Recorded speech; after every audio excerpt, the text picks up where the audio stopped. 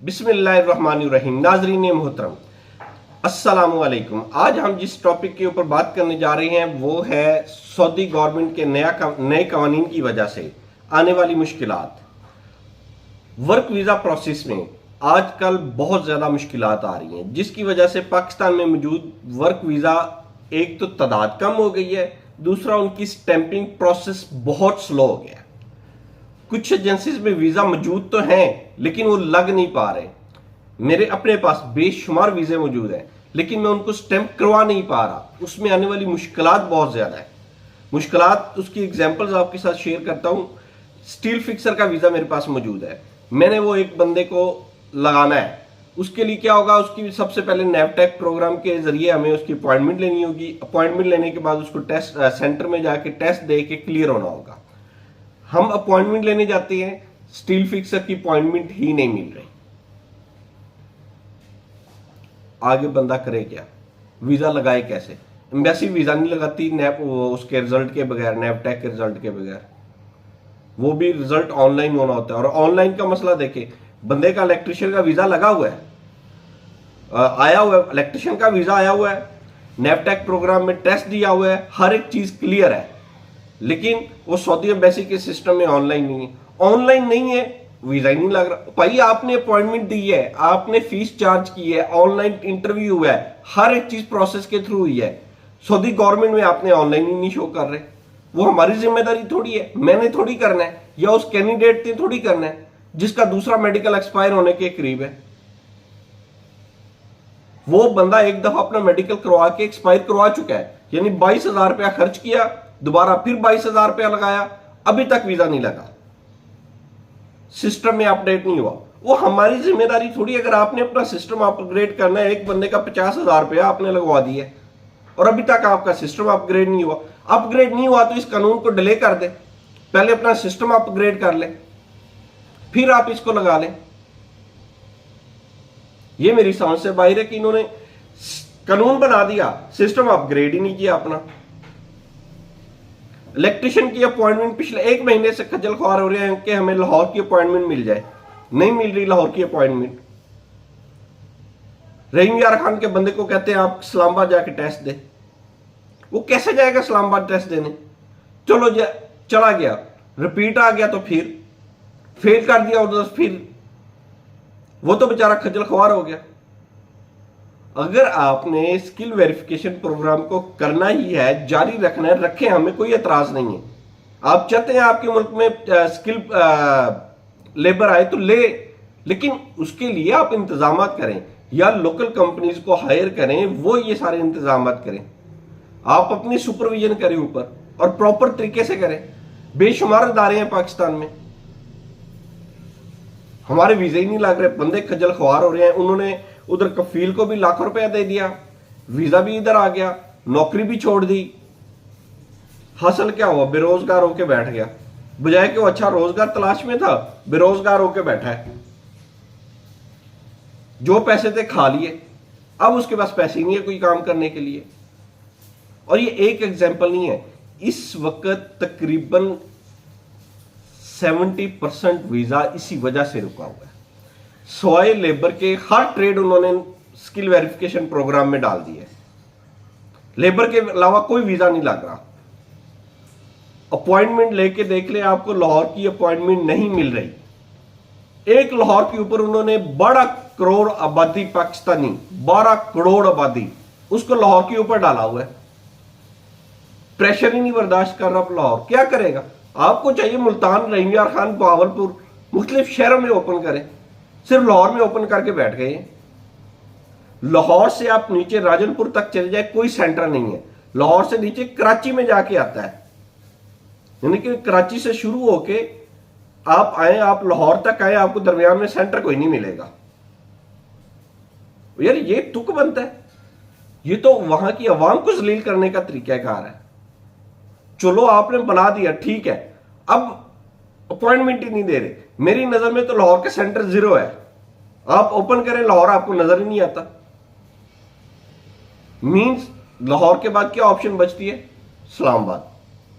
रहीम यार खान वाला भी इस्लामाबाद जा रहा है, लाहौर वाला भी इस्लामाबाद जा रहा है, फैसलाबाद, सरगोदा, चिनियोट, सियालकोट, हर शहर इस्लामाबाद जा रहा है। मजबूरी है उसकी, वो करे क्या? 70% वीजा तो इसके ऊपर आ गया, 30% सिर्फ लेबर है। स्वाय लेबर के बाकी सारे के सारे वीजा इस वक्त नेवटेक के ऊपर है। कोई ऐसा वीजा नहीं इसके बाद बचा जो हम डायरेक्ट स्टैंप करवा सके। और यार कम से कम शटरिंग कारपेंटर, स्टील फिक्सर, मैसन, ये वो ट्रेड है जो पहले भी सऊदी अरेबिया में जाके सारे मिलके काम करते थे। कोई बिल्डिंग बन रही होती थी, वहां पे अगर शटरिंग का काम हो रहा होता था तो ये सारे ट्रेड मिलके वही काम करते थे। मैसन का काम हो रहा था तो ये सारे ट्रेड मिलके वही काम करते थे। सेम स्टील फिक्सर के साथ होता था। इनको तो आप बाहर निकालें, ये तो नॉन टेक्निकल ट्रेड है, इतने कोई खास टेक्निकल ट्रेड भी नहीं है। इलेक्ट्रिशियन, प्लम्बर, ऑटो इलेक्ट्रिशियन, ये HVAC, ये तो समझ आती है बात। इनको तो आपको करना चाहिए, कर दिया आपने, इनको तो निकाले। इन्हीं चीजों, सिर्फ अगर ये ट्रेड निकल जाए ना तो इन चीजों का प्रेशर आपके पास आधा हो जाएगा। लेबर के पास सबसे ज्यादा वीजे इन्हीं 3 ट्रेड्स के आते हैं। अब छोटी छोटी वर्कशॉप वालों को सऊदी अरेबिया में मुश्किलात क्या आ रही है? सऊदी गवर्नमेंट उनको वीजे साइन करती है, इलेक्ट्रिशियन के, प्लम्बर के, उनको चाहिए होती है लेबर। वो पहले क्या करते थे, वीजा जो भी होता था पाकिस्तान से बंदा बुला लेते थे, अपने पास काम पे लगा लेते थे। है उसी वर्कशॉप का ही वीजा, वहीं पे उन्होंने काम करना है। उनको हेल्पर चाहिए और उनको दे क्या रहे हैं? Auto electrician. भाई आपने हेल्पर के लिए अप्लाई कर दिया, आपने साइन उनको ऑटो इलेक्ट्रिशियन कर दिया।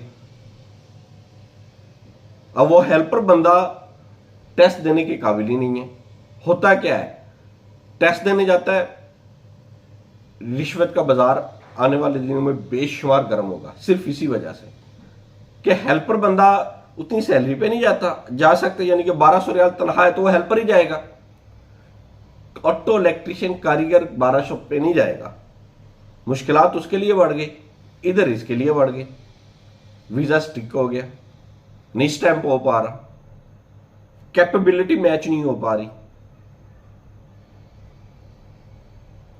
मेरी आप लोगों से गुजारिश है, खास तौर पे सऊदी गवर्नमेंट से गुजारिश है, आप काइंडली मेहरबानी फरमाकर ये छोटे छोटे ट्रेड्स जो है ना, शटरिंग कारपेंटर, स्टील फिक्सर, मैसन, इसको स्किल वेरिफिकेशन प्रोग्राम से निकाल दें। उसकी आज तक पाकिस्तान में एक भी स्टील फिक्सर की अपॉइंटमेंट बुक नहीं हो सके, यानी कि आज तक उसका टेस्ट हुआ ही नहीं है।